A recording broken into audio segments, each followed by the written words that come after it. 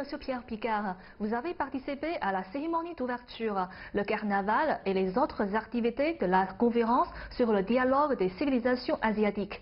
Pouvez-vous nous parler de votre impression sur cette conférence organisée par la Chine? J'ai eu l'impression qu'il y avait vraiment, pendant toute cette journée, une cohésion autour de l'Asie. Et cela est vraiment important, parce que si l'on veut demain, c'est-à-dire aujourd'hui finalement, construire la paix dans le monde, éviter les batailles, favoriser je dirais, le dialogue, les échanges économiques et culturels, eh bien il faut aussi pour la Chine commencer par l'Asie, parce que effectivement l'unité de l'Asie permettra d'avoir des rapports beaucoup plus fructueux et pacifiques avec l'Europe et je l'espère également avec les États-Unis. Vous savez, notre président chinois Xi Jinping, il a donné un discours une fois à une conférence de l'UNESCO. Oui. Il a dit « Une fleur ne fait pas le printemps, mais quand 100 fleurs s'épanouissent, le printemps envahit tout le jardin ». Là, il a expliqué de manière très vivante son concept de civilisation. Est-ce que vous le partagez? Oui, je le partage absolument, parce que depuis que j'écoute, depuis que j'ai rencontré, depuis que je suis tous les discours, je suis vraiment pas étonné, mais et sincère, admiratif.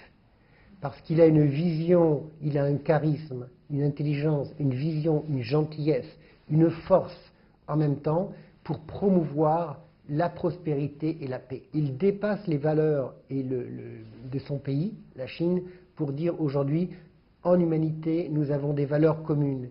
Et plus nous serons nombreux, comme les sans-fleurs, plus nous pourrons réaliser la paix dans le monde. Et vous avez écrit l'année dernière, si je ne me suis pas trompé, votre 5e ouvrage, La Renaissance de la roue de la soie. Voilà. Est-ce que vous pouvez présenter un peu votre livre et également votre point de vue sur l'initiative Century Road? Et l'objectif était de montrer réellement ce qu'allait être ce projet en Asie, en Europe, en Afrique, mais également avec des prolongements sur tous les continents. Et mon objectif aussi, c'était de montrer que ce projet d'infrastructure était unique au niveau mondial. À savoir que pour la première fois, un pays allait construire et co-construire au-delà de ses frontières et au-delà, je dirais, même de ses pays amis, on va dire, des infrastructures qui allaient permettre de développer les échanges économiques, mais également le bien-être. On va construire des nouvelles routes maritimes, ferroviaires, terrestres, des voies lumineuses. On va coopérer également dans le domaine de l'agriculture, de la biodiversité. On va aider des paysans, on va aider des groupes d'ingénieurs à créer des entreprises.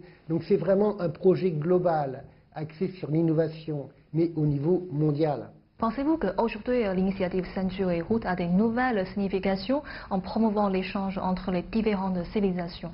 Oui, bien évidemment, parce que comme à l'époque de Marco Polo, lorsque l'on voyage, lorsque l'on rencontre des nouvelles personnes, que l'on soit homme d'affaires, traducteur, étudiant, journaliste, chercheur, cela crée des opportunités, cela crée des amitiés, cela fait en sorte qu'on échange pas uniquement des nouvelles technologies, mais des savoirs, des cartes de visite, même si elles sont virtuelles.